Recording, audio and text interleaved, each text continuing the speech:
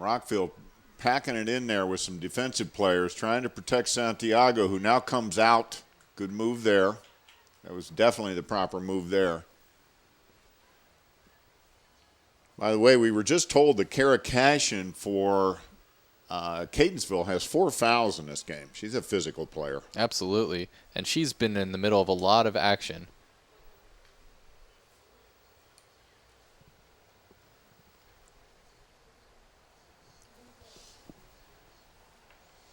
And Cashin's one of those people, like Rockville's forwards, really trying to fight for every ball, even if it's not on her feet. But Montgomery is a scoring machine, Montgomery College Rockville.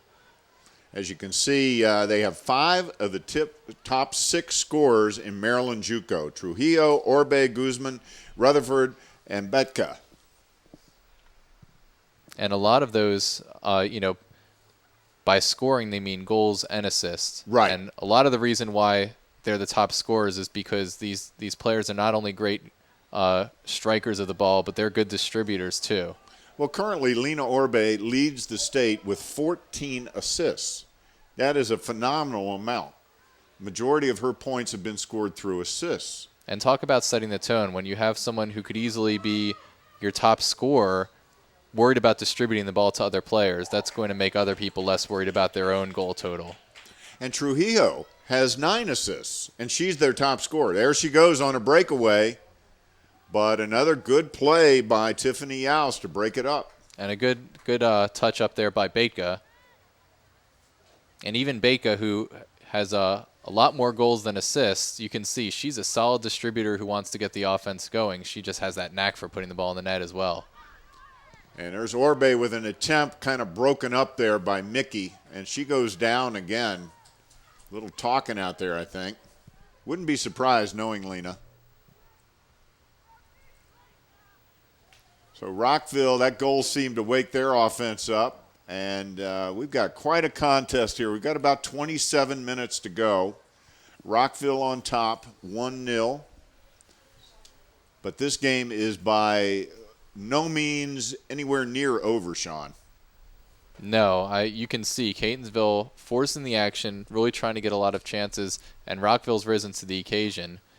I think the one goal may not be enough to win this game. No, I would not be surprised at all if we require more. It has the feel of one of those games. It's just like Betka's goal. It just came out of nowhere almost. It was so sudden, and it would not surprise me to see something like that happen again for either team.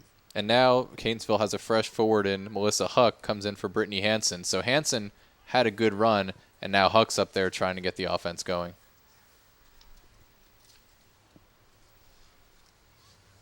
Again, Kara Cashin trying to take on a triple team and doing so successfully right there.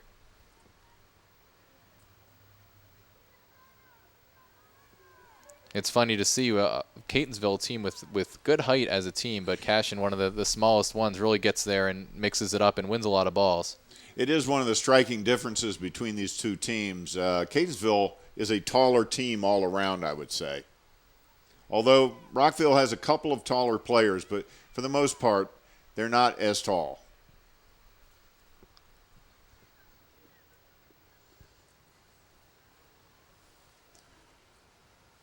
And it'll be a throw in here by, looks like, Masha Rutherford. And Rockville not letting their foot off the pedal. They'd be quite happy to get another goal here. Oh, they absolutely would. I know Kelly Wakeman would like nothing more than a 2-goal cushion going into the last 10 or 15 minutes of the game. And even without Woodside, Catonsville looks very capable of producing something very sudden here.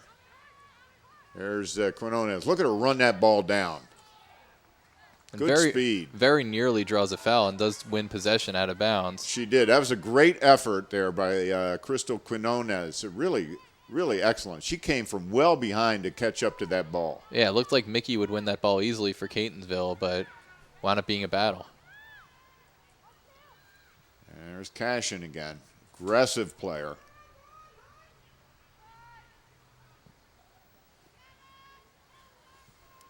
Nice job by McKenna Smet getting the play on, getting fouled and winning the ball. Rutherford couldn't head it in the direction she wanted to. But Vivian runs it down. Well, we've got a couple of minutes here, Sean. I wanted to talk to you about one of the great things about working at Montgomery College Television, and that's that we get to work with students in the television program here at the college. As a matter of fact, and this is no joke, we could not do a game like today without students serving valuable roles on our crew. And today we have a number of current and former students that are helping us out. We've got Garrett Quinn. He's a former student, a recent graduate on camera. We've got Corey Wallace, who is a recent graduate on camera. We've got Tara Garwood, who is a current student at the college, helping us out at the scoring table. And we've got Jasmine Rice, who is on camera and a recent graduate of Montgomery College. And again, Sean, we couldn't do a game like this without these students. And it's really one of the things that all of us at Montgomery College Television enjoy doing, and that's working with the students here. Absolutely. And I mean, what better place to learn how to do TV production than a place where you actually engage in the production? I would guess a lot of viewers at home were surprised hearing that current and very recent graduates were on the camera with the great shots and replays that we're getting today. Oh, yeah, it's just amazing. And again, I just want to reiterate, one of our missions as a college television station is to work with students.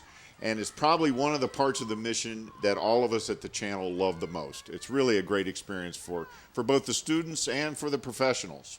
And a great place to get started. You see a student like Tara Garwood, a budding actor, I might add, wanting to learn the production element of things as well, so she knows everything that's going on. So back to the action, and Rockville pushing it up. Guzman chasing it down, and it's knocked out there by Yaus.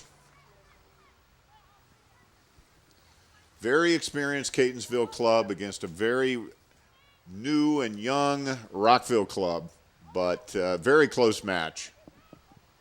Rockville in the lead, 1-0. Got just over 22 minutes of action ahead of us. And the way Catonsville plays, with pressing a lot of players up and down the field, that's going to help them in a game where they have to come back and they need a late goal, because lots of teams have to switch that desperation mode where they're drawing extra players up the field. Not as big a change for Catonsville if this gets to the latter part of the action and they still need this goal to tie it. No, you're exactly right. They've been pressing it all day long on both ends of the field. And so if they get down to a few minutes left in the game and they need to really put on a desperation charge, they've been playing that way all game. They're relentless. And Huck had her run, so another fresh forward coming onto the field. That's really the main area that they're substituting. Actually, a striker by nature, Kimberly Wilhelm, in the game. But you get a striker into the front line. That's someone who you give her some space, she's going to probably put an accurate shot on goal. She's a late add to the team, but Coach Walcott told me she's playing that role well.